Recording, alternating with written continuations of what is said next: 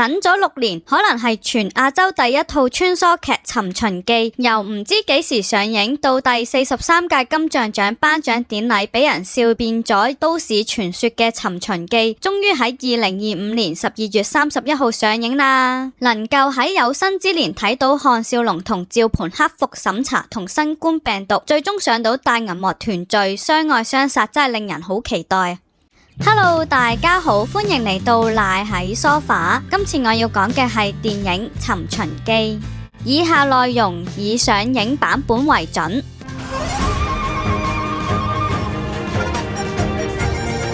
電視劇主要劇情係項少龍原本穿梭秦始皇登基一刻影張相就可以走，但時光機較早咗，期間遇到倩柔、秦青、烏廷芳、嫪毐等等。而且扶植冒充秦國王子嬴政嘅趙盤做秦始皇，因為某啲原因令到佢返唔到2000年，佢喺嬴政登基之後辭職，帶埋2個老婆歸隱田園，仲生埋個仔，個仔仲想改名做項羽。電影承續2000年電視劇版嘅《尋秦記》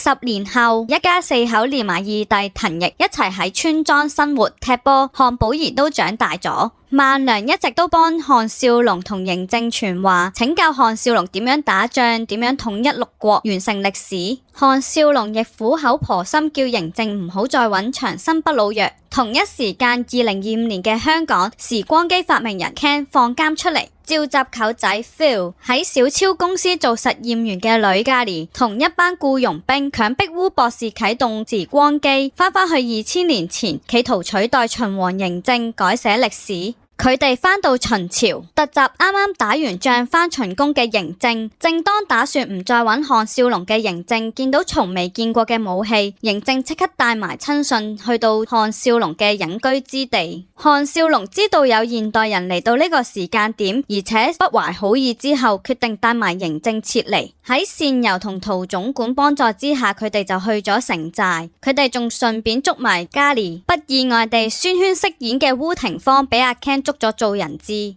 嘉莉除咗救返中槍嘅二弟，仲 show off 電話同教項少龍用高科技嘅裝備，亦都知道咗佢阿爸關心嬴政多過關心佢而心淡啊。另一方面，項少龍運咗趙盤入個籠，項少龍話一直都好內疚，令趙盤咁暴戾，而趙盤一直都掛住師傅，見玉如見人。對照返電視劇，佢當初點解拎咗項少龍嘅接收器，之後仲奮不顧身救寶兒，倩柔對佢改觀，覺得佢係項少龍嘅屋企人，所以要幫佢返秦宮。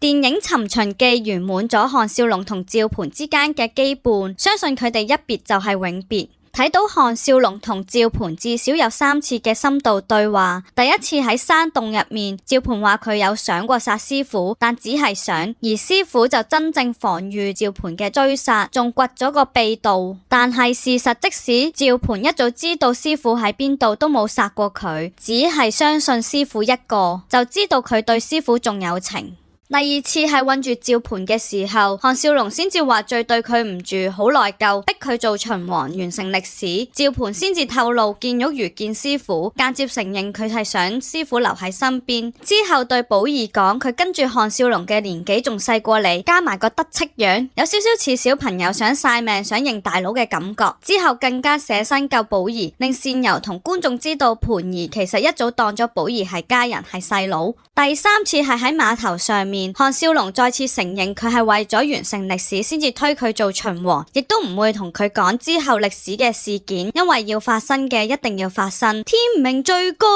啊嘛，仲當咗佢係仔，聽到盤兒心都軟埋。即使知道項寶兒有機會推翻自己，都放咗佢屋企全身而退，又命史官將呢件事改為派人出海揾長生不老藥，睇到好感動。盤兒嘅溫柔俾晒師傅，暴戾就留翻俾其他人。盤兒只係默許項少龍叫佢盤兒，比着係其他人一早殺咗啦。盤兒聽到項少龍叫佢自己一個揾李斯嗰陣 ，feel 到佢嘅內心扁晒嘴。好彩倩柔同秦青幫口，話徒弟都係家人。最後項少龍已經要放低把劍，盤兒反而托翻上去，繼續扛住自己條頸，驚啲士兵會放箭，握住師傅隻手個 shot，仲有項少龍揼咗盤兒3下先至上船，睇到好有 feel 啊，係 man to man 嘅道別，師傅要放手，徒弟要長大。電影《尋秦記》喺2019年拍，好佩服演員過咗19年個樣都冇乜點變，即使依家出翻嚟宣傳，佢哋都好似食咗防腐劑咁冇變過，尤其是滕麗明真係好勁。聽聞為咗過內地審查而改對白，相信改得最多嘅係苗僑偉，因為佢好多都係配音啦，口型都唔對，咁樣改一改，佢返秦朝嘅動機變到好薄弱。佢覺得佢要第一個坐時光機帶含冤入獄，所以要帶埋個女返秦朝改寫歷史做皇帝，諗極都諗唔明個邏輯喺邊。佢同個女講幾句話做秦王就可以彌補到嗰20年俾個女，個女又咁樣就原諒返佢，我覺得有啲奇怪。仲有佢收埋接收器喺條村度係伏線定係咩？完全諗唔明個意義喺邊。我個人嚟講冇得睇佢做唔到皇帝而發爛，有少少失望。你就係死好命啊！你今日贏嘅丁偉令啊！我贏啊，應該係我贏啊！佢最後同嬴政講佢得返10年命，令佢快啲完成偉業，解釋點解歷史上嘅秦始皇咁勞民傷財、大興土木、開疆闢土。另外好多嘢都輕描淡寫，除咗項少龍同趙盤嘅感情之外，其他人都係輕輕賴過就算嘅感覺。好多演員都係零對白、零描寫，尤其是張繼聰嘅石頭，佢呢個角色變到可有可無，基本上佢可以俾寶儀代替，同項少龍一齊救秦王。啲剪接好奇怪，林峰走難時一時黑衫一時藍衫，洪天明明坐緊滑板，轉頭就喺山坡度 report， 轉頭又飛緊。項少龍啱啱到秦宮，嬴政佢哋就差唔多同時趕到，咁樣睇落滑板都唔係好快啫。估唔到有第二個結局，佢哋返嚟現代，實現咗佢哋成日話想睇下項少龍家鄉嘅夢想。喺呢一度，李斯變到想食晒啲嘢食，失晒儀態，而嬴政都放低咗大王嘅嚴肅。對於呢套行輕鬆搞笑路線嘅《尋秦記》嚟講，都係一個好結局。根本就係你輸。如果鍾意呢條片，記得 like、share、comment 同 subscribe 啦。